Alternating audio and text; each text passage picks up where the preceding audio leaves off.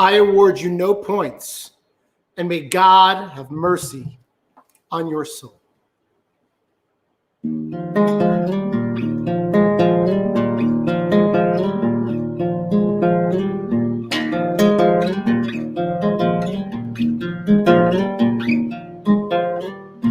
Winter is blue, living is gone. Summer just sleeping, in spring they'll go on. Our love is dead, nothing but crying. Love will not find even one more new morning. Why must I stay here? Rain comes, I'm sitting here, watching love moving away into yesterday. Winter is blue, everyone's leaving. Fires are now burning, and life has no reason. I am alone, waiting on nothing. If my heart freezes, I won't feel the breaking. Why must I stay here? Rain comes, I'm sitting here, watching love moving away into yesterday.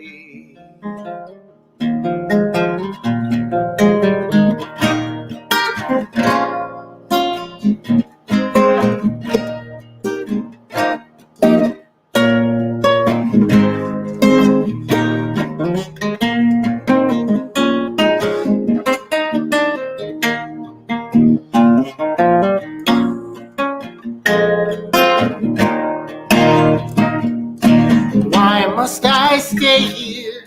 Rain comes, I'm sitting here, watching love moving away into yesterday.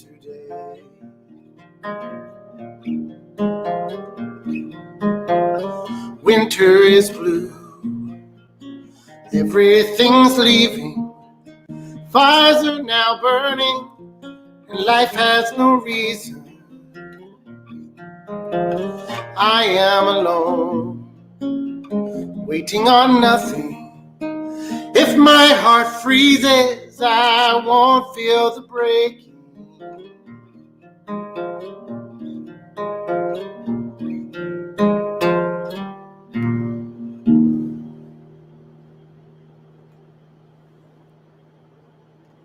Happy or not so happy Tuesday, ladies and gentlemen. Welcome to the Tuesday Night Live stream. I am your host, Chris Q. Murphy, and we are here every Tuesday at 9 o'clock. That, of course, was a song written by the inimitable Vashti Bunyan, a fantastic songwriter, guitar player, singer, you name it. One of those kind of rediscovered gems.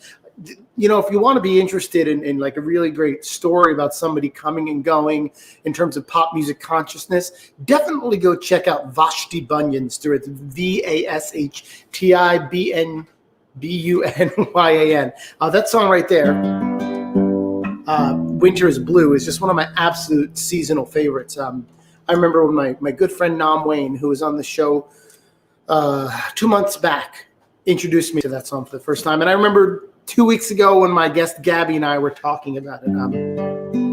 What a fantastic song. So good. So happy to play it. And honestly, I'm just kind of feeling like winter is blue today. Snow for the first time this morning here in Brooklyn. As I walked out this morning, there was some light snow blowing around. It was kind of a weird surprise. I'm going to go ahead and play one more song for you as per a request before I bring on our special guest for tonight. I have a very dear friend out in Pittsburgh, Pennsylvania. He and I have worked on quite a few things together throughout the years, and he is one of our most devoted, consistent, and constructive listeners out there. And when he makes a request, he gets what he wants. So here is a song off my first Something or Other that I put out in Something or Other year, and it goes something like this.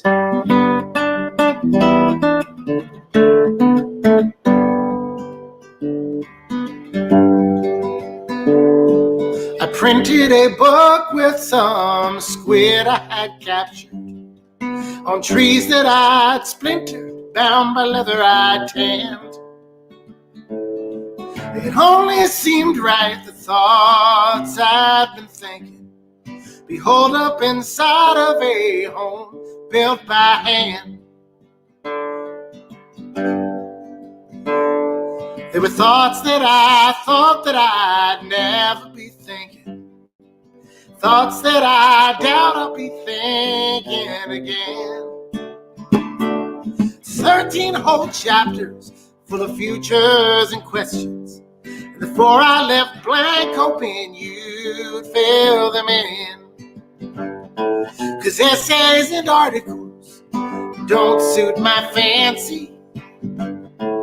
Poems too pretty and pamphlets too plain. So I wrote you a book with this heavy inscription. 'Cause books are for men who've got love on the brain.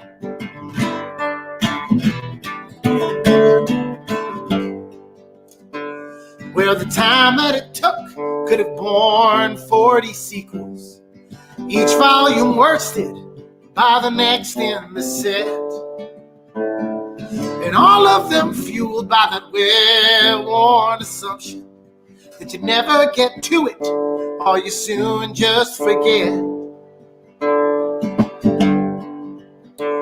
But you read it by the lamplight where the pages look yellow, and the age of a page deems the worth of its words. So I'm glad you didn't see it in a light that's less mellow, 'cause all of my dreams might have seemed just absurd. 'Cause essays and articles don't suit my fancy. Poems too pretty and pamphlets too plain. So I wrote you a book with this heavy inscription.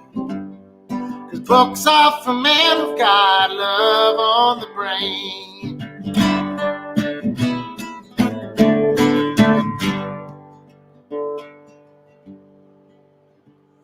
When you finished, you looked up and peered o'er the binding, like you knew some great secret, or you might have been scared. Slowly you showed me that old smile I'd hoped for, and said you had thoughts of your own you should share. Seems you started some articles that didn't quite cut it, some poems, some tunes that had tired out refrains. And here in my book were the thoughts you'd been thinking. Now looks like we both got that love on the brain. So let's illustrate those pages with gold rings, hearts, and flowers, and inscribe the cover with both of our names.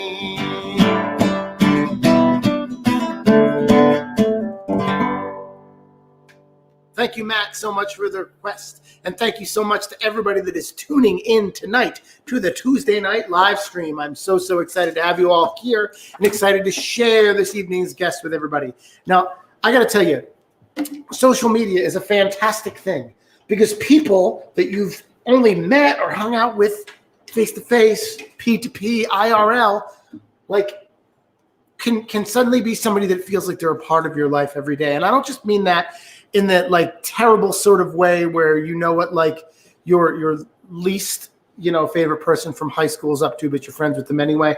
I mean like artists that really inspire you and interest you and excite you that you only get to see that one time or meet that one time can suddenly be with you every day, all day. You can look at what they're doing. You can look at what they're working on. You can see what kind of things they're up to. You can get like a peek behind the veil into what their process is and to what inspires them in hopes that it might inspire you to do something so similar. And tonight is exactly one of those stories. Somebody that I have shared a bill with just one time, one measly time, but I've seen them on other people's bills on social media, and I have seen them through the eyes of so many other great artist friends. I've been so excited to follow what they've been up to for the last little while. And now I'm excited to actually bring them on to talk about it. Ladies and gentlemen, from another mysterious place here in New York City. I'd like to bring on Claire Roche. Claire, welcome to the party. How you doing? I'm great. How are you? Great, and you sound great. And look at you, you're well lit. You got some exposed brick in the background. How very New York of you. Yeah. It's really, it's great to see you. How have things been? They've been pretty good. Yeah. Yeah, I haven't been up to a whole lot at the moment, but I think a lot of us haven't been up to a whole lot at the moment. And that's yeah, kind that's of fair. that's why we're doing things like this. The whole premise of this show is making sure that I'm up to something on a week-to-week basis, at least on the musical front. So Definitely. The only time I've ever actually been on a bill with you was at Freddie's Barn Back Room on Fifth Avenue in South Slope, which is one of my oldest and most favoriteest places to play in New York City. It was a night that I had put on with my friend Sarah from out of town, and I had invited Sam Rosen to come and play. And like everybody was just blown away by that. But one of the things that happened that night is that you played some bass with Sam, and I got to see you play for the very first time. And during the set, they made a big deal about the fact that you were your own thing and not just bass player in that band. So I was like, well, I have to see what this person is up to, because their background vocals are fucking fantastic and their bass playing sounds excellent. And lo and behold, you turn out to be pretty awesome yourself. So welcome aboard. Thank you. Yeah, that was a fun show to play. I've only done accompaniment for Sam a couple times, but it's always been a lot of fun. Yeah, really, really fantastic songs there too. So like we both said, we really haven't been doing a whole lot for a minute. I mean, I have played one proper gig since COVID has been a thing, and that was an outdoor gig, a street type situation. I have written one song since March. Like, I've dusted off some old stuff, but I've written one new song, and that's it since March, and it's killing me. The only thing I have to show for all of this is I've really spent a lot of time woodshedding on guitar, and I've got this kind of interesting show to show for it. But I know that all of my artist friends have kind of been treated differently or treated this time differently. And I was hoping that you could speak a little bit about what it's like to be a creative person, because I know you're not just a musician, but a creative person, maybe with emphasis on music during this time of being kind of shut in, locked down, when we'd like to be out there playing for the public. Yeah, I don't know. It's been rough. I feel like just the general like live entertainment industry has been one of the hardest things hit by COVID. It's really, you can do some live shows, but like there's no way you can continue on like everything had been before. And it's just come down to like doing a handful of outdoor shows, doing like, I haven't done any, but like, doing live streams. And I've just been kind of taking the time to try and focus a little bit more on like the behind the scenes kind of stuff. It's been sort of, it's not worth it, but it feels a little bit less worth it to really heavily focus on promotion and everything when there's not much to promote. So I've just been kind of trying to work on coming up with new ideas for songs, trying to work on like, I wouldn't say it's super heavily planned out or anything, but I have been like thinking about new projects to do with like new album or like different stuff like that. So it's been a lot of that and a lot of just exploring other creative things that I could do. I spent a while trying to learn to draw. I hadn't really done that in a while and still keeping up with it. I don't know.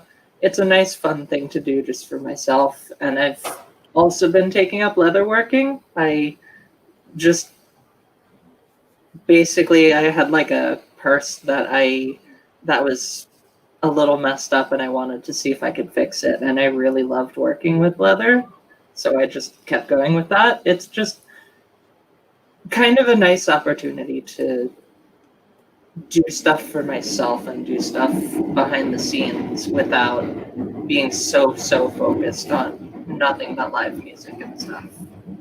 Right.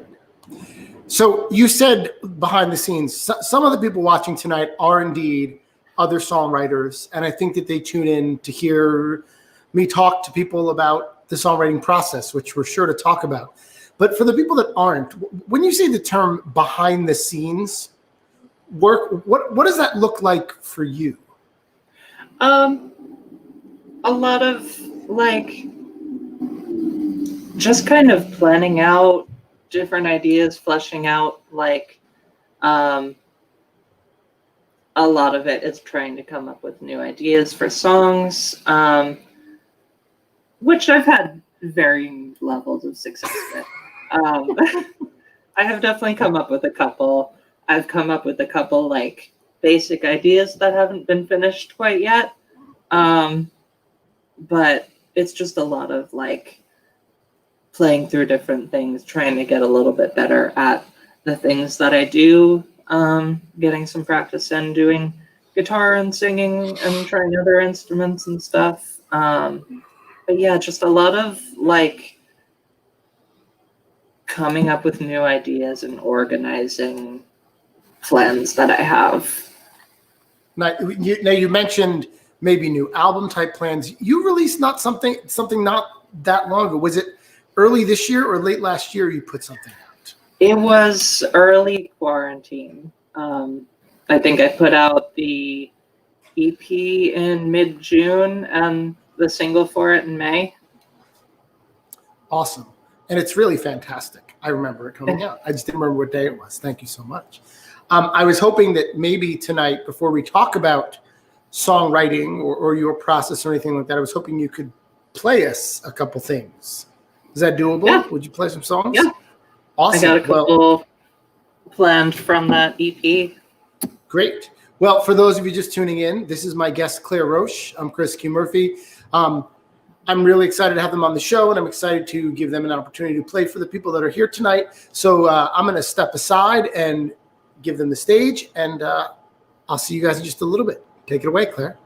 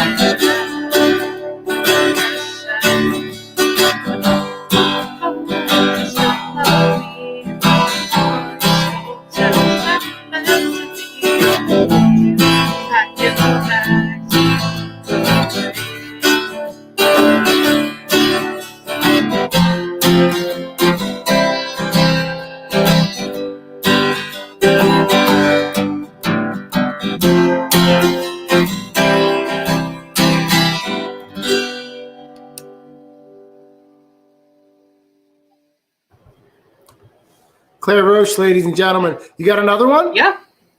All right, take it away. This one is After Work.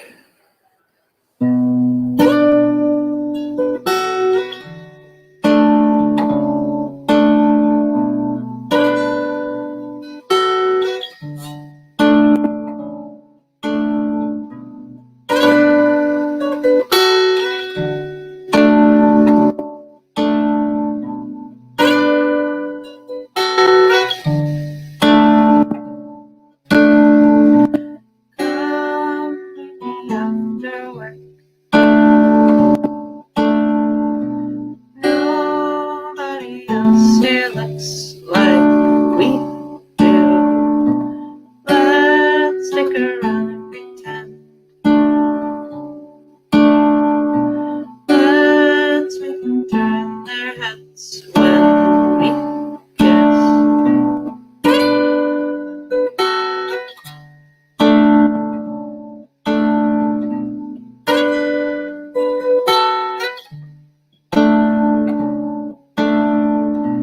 What am I doing here?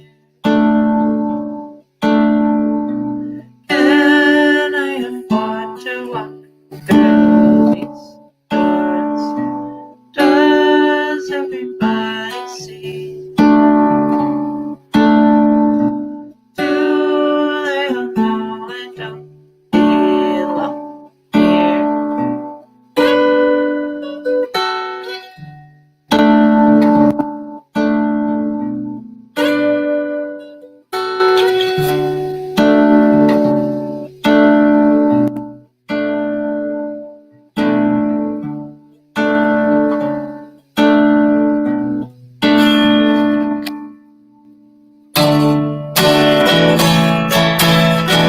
I'll take what we can get. We'll never put together again. No matter what we do, this place is not as much as us.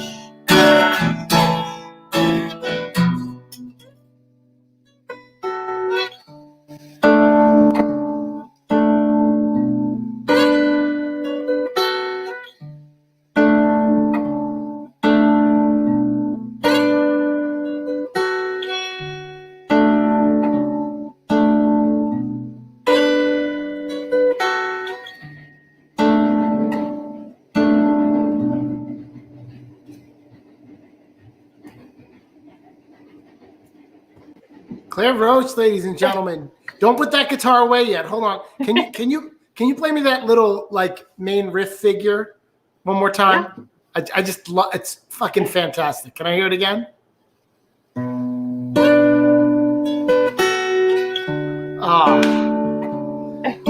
I love that. I gotta wonder, as a guitar player and a writer, was that little guitar idea the genesis of this song? Yeah. Or it was? Okay. It's so central to it, and you could almost get away with just playing that lick for 5 minutes straight. And I don't think anybody would tire of it. And I love the way that's practically what I do for this song. Well, I like that it informs the melody that you sing, but it's not an exact double. And I think that's a really cool thing that happens in that song. I really, really enjoy that. So here's a question. If you're in a situation where you're writing and you have that like guitar idea first, like that, what happens next? How do you decide where to go with something like that? It kind of really depends. I feel like more frequently I will come up with lyrics and then like come up with a guitar part after it, which doesn't hurt that for the most part, I usually just do lyrics over like chords and stuff. But with riffs and stuff like that, a lot of the time it'll be, I'll play that and like figure out a melody to sing over it.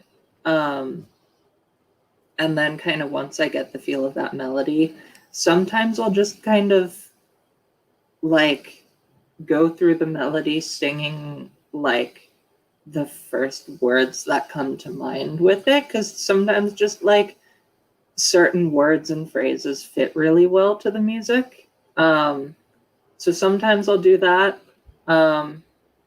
Sometimes I'll look and see if like there's one phrase that fits really well with like one certain part. Otherwise, I may just kind of think through any ideas I've had before for like, oh, I'd love to write a song about this, but I don't know what, or try and come up with something new. Awesome. When it comes to spinning out lyrics, so you have this riff, you kind of have a melody that's working over it, and you start out with lyrics that, like, I love the idea of singing whatever comes to mind. And I mean, there are some songwriters that even will just sing gibberish over what they're playing, and then later on they'll try to translate the gibberish and then use that as the basis for their lyrics. Who did I read about doing that recently? Oh, Jeff Tweedy uses that. Jeff Tweedy from Wilco will literally just mumble over a song and then later on go back and listen to the mumbling and say, well, that sounds sort of like that word. So he's like relying on some mystical, holistic way of tapping into lyrics, which I think is exciting. Yeah. I know that Joe Elliott from the band Def Leppard usually used to just choose syllables that sounded cool and then decide what the words were based on those syllables. I know that those methods don't work for me very well.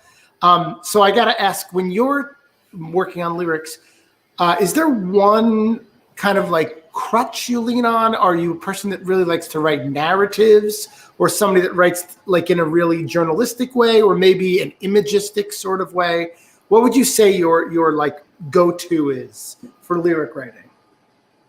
I definitely have a tendency to go with like narrative, and honestly, even if I'm not telling a story through the whole song, I tend to be like singing the song through a couple of like little mini stories, or just like descriptions of people, scenes, like ideas. It definitely tends to be a lot of that. Okay, very cool. I lean on the narrative like crazy. That's like my fucking default setting. And sometimes I wish I didn't do that, because some of my favorite friend writers are people that like can capture a moment and spin that moment out for a whole song with no narrative. And I'm like, fuck, how did you do that? And I never know, because I'm just like, I'm going to tell another story song. I'm not sure why. So it sounds like for that song, it was a riff first. I know that you play a couple of instruments that you're comfortable gigging on. Is guitar the instrument that you write on primarily? Usually, yeah. Okay. And do you think that using the guitar as your writing tool influences the kinds of songs you come up with, or even the kinds of lyrics you tend to write? I mean, probably. I don't know. I'm sure, like, if I came up with most of my music on piano or something, it would be like a little more heavily influenced by like kind of a better structural like understanding of where everything's going. I feel like guitar like helps it just come really natural, and helps it just kind of like definitely anything with like riff heavy kind of stuff definitely feels a lot more like something that works really well for writing on guitar. Although it's kind of nice, I've played after work that last song with a piano player before, and it was really interesting hearing like the difference between that song played on guitar versus on piano. Yeah, I can imagine. I find that I toggle between the two often, and I don't always settle on the same instrument. Now, from a practical standpoint, when gigging is a thing that exists, like obviously the guitar is a far more practical thing to play. But if I had my druthers and could bring a piano to every gig with me, I think sometimes when I sit down with a song that I might have written on guitar or piano, when I bring it over to the other instrument, I learn things like you said about the song that I didn't know existed before. And sometimes I like those things so much that I kind of stay in that universe, and that influences the way I do things. Definitely. I mean, the guitar has been my best friend during quarantine. So, Same. I feel like I'm speaking through the guitar in a way I haven't before. So I don't know if I'm ever going to be able to create on piano quite the same way again. But I've always kind of written on both of them. So I'm going to, I don't know if people are watching us on the Instagram or on the book face or on the YouTubes, but I do want to let this scroll for a minute on the bottom. If you are watching on Instagram, I'm guessing that you can see my left ear and Claire's right ear right now. And that's about it. And like it says on the bottom of the screen, if you'd like the full experience of watching us talk to each other and sing songs, please jump over to my Facebook or YouTube channel because you'll actually be able to see us completely. Who knew? Anyway, I'm just going to let that go for a minute. So it sounds like you have a pretty varied approach to how you write. Would you say that you're more of a no, that's a shitty question. I'm trying to think of a way to, I know what I'm trying to get at. I know What's that the the best songs tend to they tend to walk that line between fiction and fantasy, or excuse me, between fact and fantasy. And I'm sure that you do the same. But what happens when you've been mostly stuck at home? When you haven't been out there leading a life that might inspire a bunch of songs, what do you turn to in order to get stuff written, or how do you get songs done if you're not out there living a life that might inspire them? Yeah, that's definitely been a thing that I have struggled with a fair amount during quarantine. Just, I don't know, I leave the house like twice a week, like rather than going and playing shows a couple times a week, going to work. Like, I think it just, for the most part, it's been a lot of like more introspective songs. A lot of stuff that like, this has definitely always been the case for my music. I've had a lot of like introspective kind of stuff, but even more so than usual. Like, it's a lot of like really looking within and like thinking about past experiences that I've had, thinking about like how I relate to myself. Definitely been a lot of like songs or ideas for songs about just weird gender stuff that's going on, because there's definitely been a lot of, for me during quarantine, figuring out how my gender works differently than I thought it did before. Okay. But yeah, just a lot of like looking more into myself than than into the world as a whole to find inspiration. Okay, I'm sure there's plenty of depths to mine there, so I'm sure you're coming up with plenty. Is there anything that you just won't or don't write about? I'm just curious. At least nothing that I'm conscious of. There's probably some stuff that I wouldn't write about, but I don't have any set rules about that or anything. Okay, cool. So you said you have some things that you've kind of had ideas for or worked on over the last bunch of months. Is there anything that new-ish that you could share with us? If not, that's okay. But I would love it if you play us something. Yeah, I was going to play one of the newer songs that I came up with. Well, did you then want to? That would be awesome. Sure. I know. Did you want to play another song in the meantime? No. I can go live whenever I want to. I'm here with you right now. That's what's important. But I do want to say this.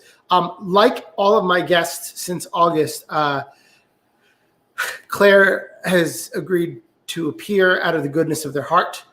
They've given up time that Claire could be working on music or leather working, which I want to talk a little more about in a few minutes. Sure. But I am very lucky that throughout this, I have had a job that pays me. It's a fucking hard-ass job to do from home, I'll tell you what. But I've been doing it nonetheless. But I know that there have been so many musicians and artists that have been so financially and emotionally impacted by COVID. So what I'm trying to do is take up an ever so small collection with each show I do. I'll happily accept donations via Venmo. 2/3 of all that money is going to go to whoever the featured artist is that week. The 1/3 of it goes to cover my very small streaming costs that I pay for in order to make these cool little banners go across the bottom of the screen and make it so my guests and I can sound and look really cool. So I'm going to let that scroll for a couple minutes in case you need to find my information online while Claire goes ahead and plays us some more songs. Claire, I'm going to get out of your way and do your thing. Awesome. Yeah, I've got a Queen cover first, and then one of my new songs that I've been working on.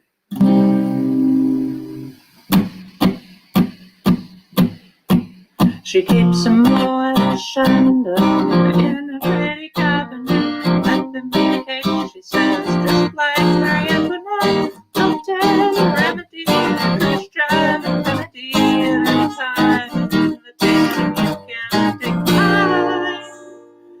Caviar and cigarettes, a fast etiquette.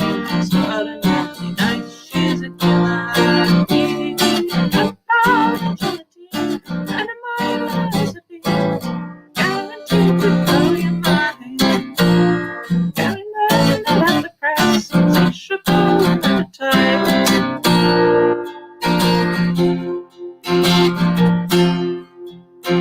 To avoid complications, never get the same address. Conversations, just like a baroness. I'm down to guess you might know. That can incidentally like perfume can naturally Paris. While she couldn't care less, idiot synthesis, she's a killer.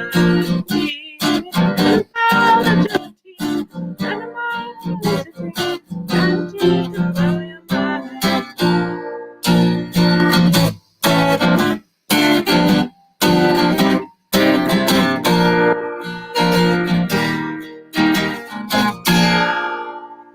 Drop of a hat, she's as willing as playful as a pussycat. Momentarily out of action, temporarily out of gas, still absolutely driving. She's out to get you. She's a killer queen. About agility, animosity, guaranteed to blow your mind.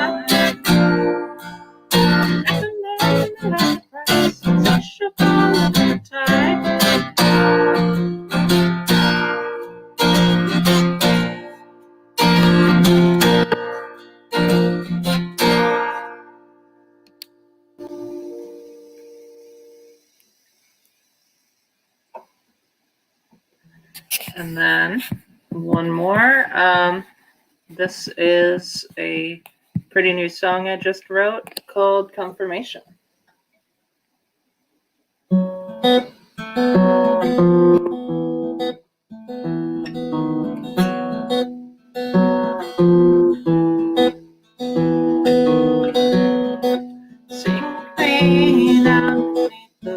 water.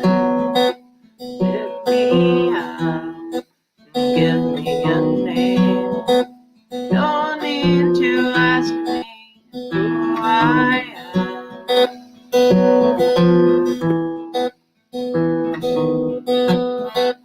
My whole life preordained, my body drinking what you see fit. 12 years later, you give me a choice.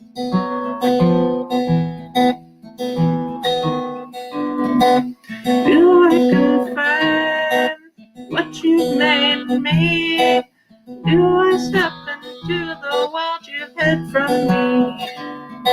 Do I allow you to control everything I am and all I'll ever be?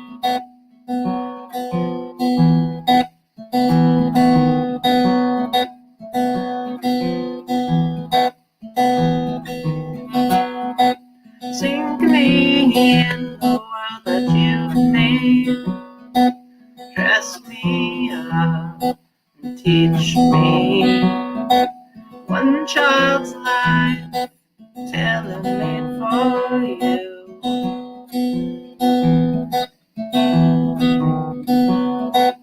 Boys and girls, assemble.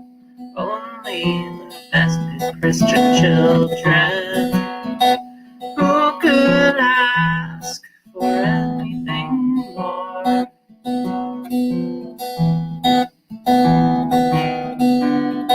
Do I confirm what you've made me? Do I step into the world you've hid from me? Do I allow you to control everything I am and all I'll ever be?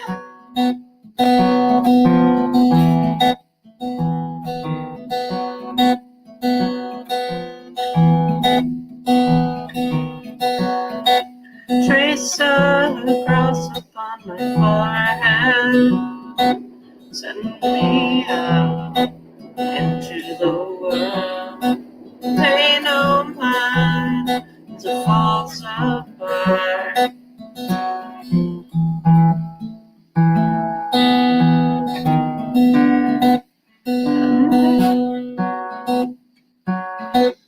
A new life, a new name. To learn the shit that I knew on my own, baptized anew.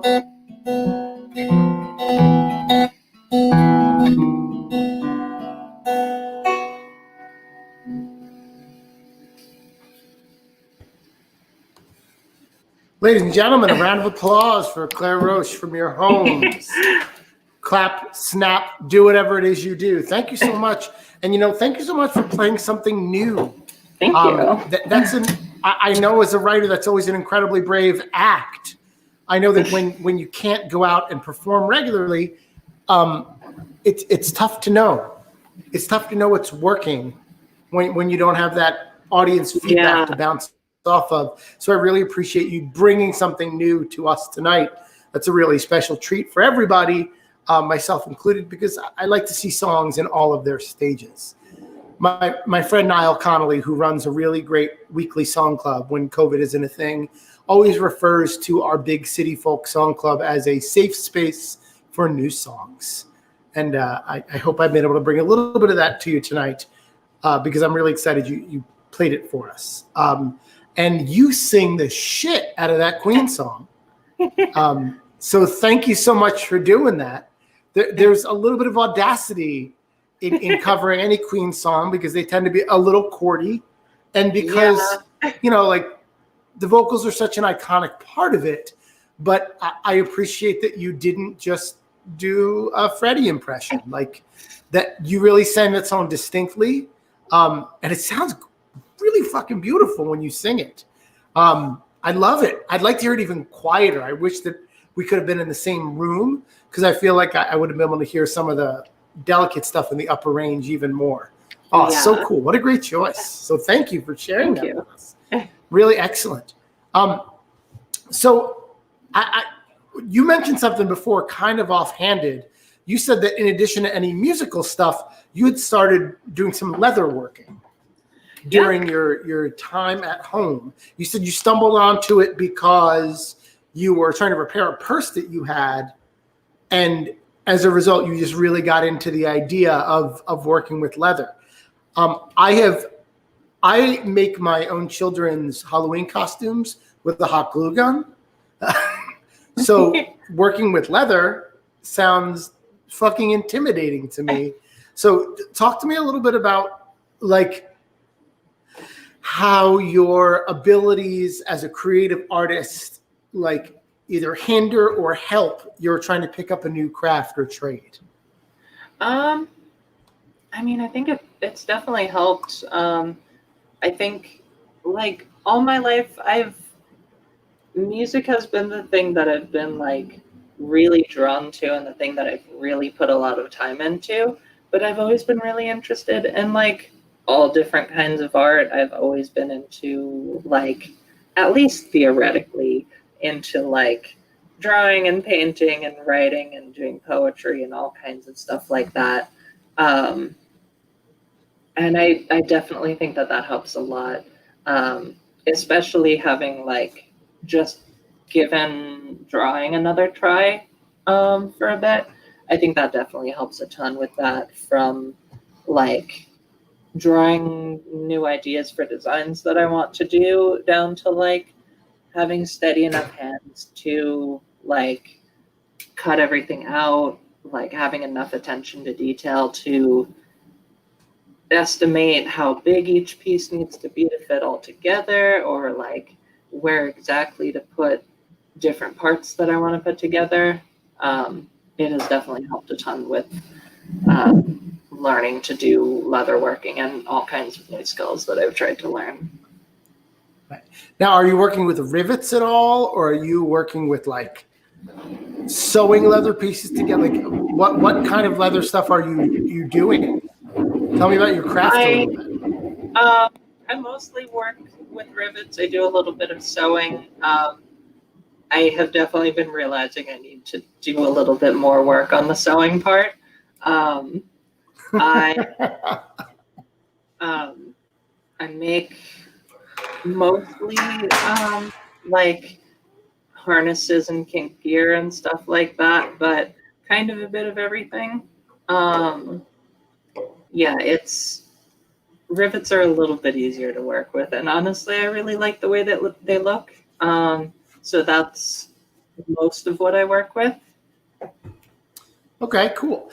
The only other person that's ever gotten into the world of leather working is somebody that was pretty deep in the cosplay world and needed to make a specific piece for this one cosplay he was working on.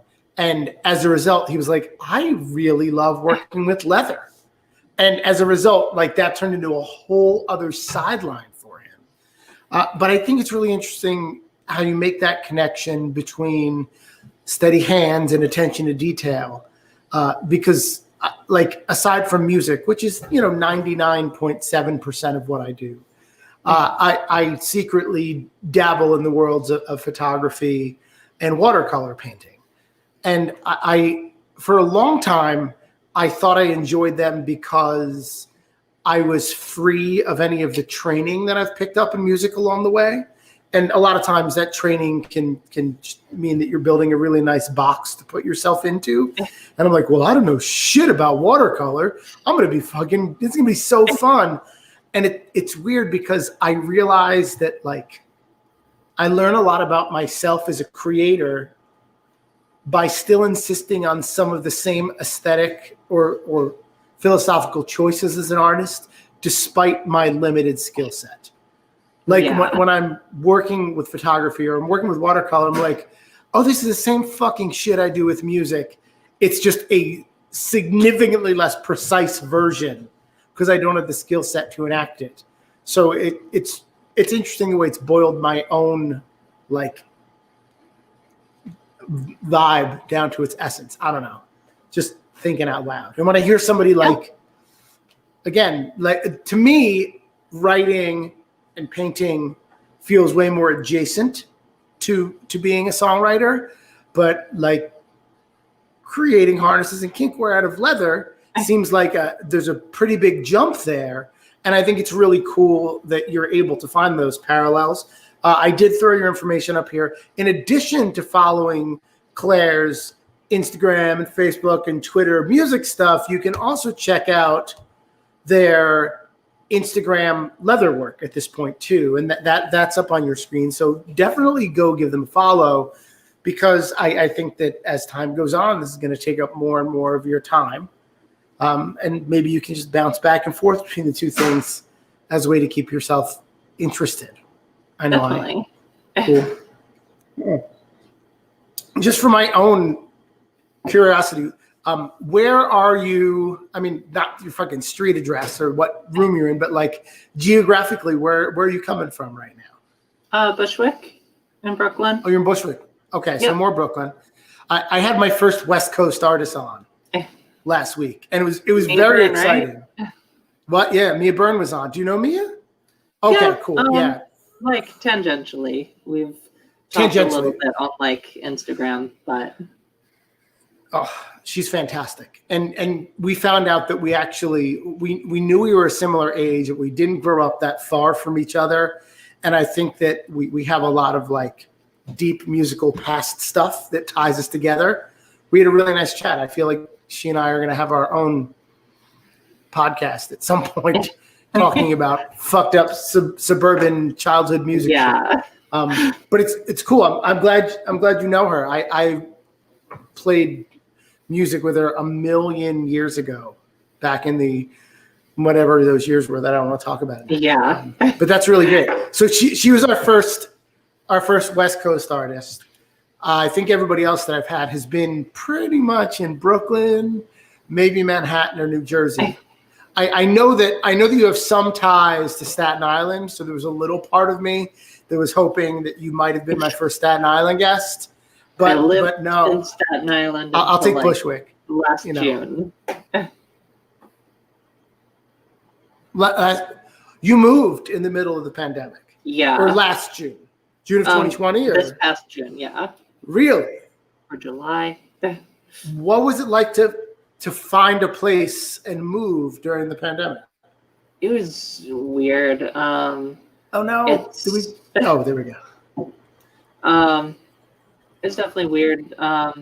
It was like right before that point where all the rents kind of dropped, so we're still like paying the full price everyone had been paying before, and now like I'm seeing all of these listings for like $200 cheaper than they usually are. Yeah.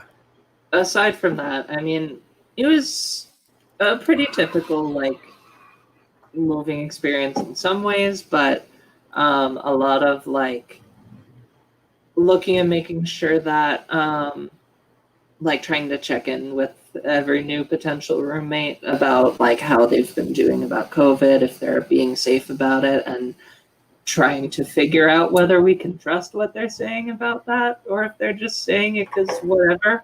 And just that's interesting. The move was definitely a little like just exhausting because it was in the middle of July and it was like 95 degrees out or something, and we all had masks on the whole time, so like couldn't really breathe a ton while carrying a bunch of stuff upstairs. Yeah. Oh. Well, I hope the next time you have to move, it's not during a fucking pandemic. I mean, I hope so. Fingers crossed that this is the only legit, like, total global pandemic in our lifetime. You know. Hopefully. Anyway, well, Claire, I want to thank you so much for coming on the show. Thank you for singing songs, talking about process. One of the reasons I started having guests is because I listen to some songwriting podcasts, and they're never really about fucking songwriting. And I like to hear about process, and I like to get into the nitty gritty. So I appreciate that you were able to do some of that and willing to do some of that tonight. Is there anything in addition to your leather work that you want people to kind of be on the lookout for, or things you want them to follow aside from your socials and whatnot? I mean, not really. Like, I definitely will be having new music coming out at some point, but probably not super soon. For the record, you don't have to be promoting anything. Like, I mean, there's no fucking need to hustle on this show. I hate the fucking hustle. I'm lousy at it too. I'm bad at it, and I don't like doing it. I have no patience for, quote, networking. Ugh. So I'm not trying to force you to promote anything. Yeah. It's just, if you do have anything cool and you have new people in front of you, I'd love. And anyway, if you came here to see Claire tonight, it would be great if you could give me a follow, because I do these shows every Tuesday night. And if you came here to see me, it would be great if you could give Claire's leather work and Claire's music stuff a follow, because they've always got something going on, even though they're not promoting anything at the moment. Like I said, I just enjoy Claire's Instagram stories, because I feel like they keep my cishet white male ass honest at all times. And I need that, because you can only check your own privilege so much without people nudging you. And I appreciate all the people in my life that are willing to do that, either implicitly or explicitly. So thank you so much for that.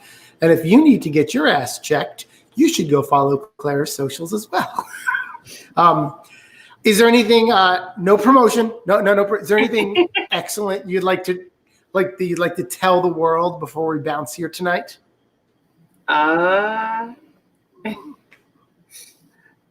not sure. I had a great time doing the show.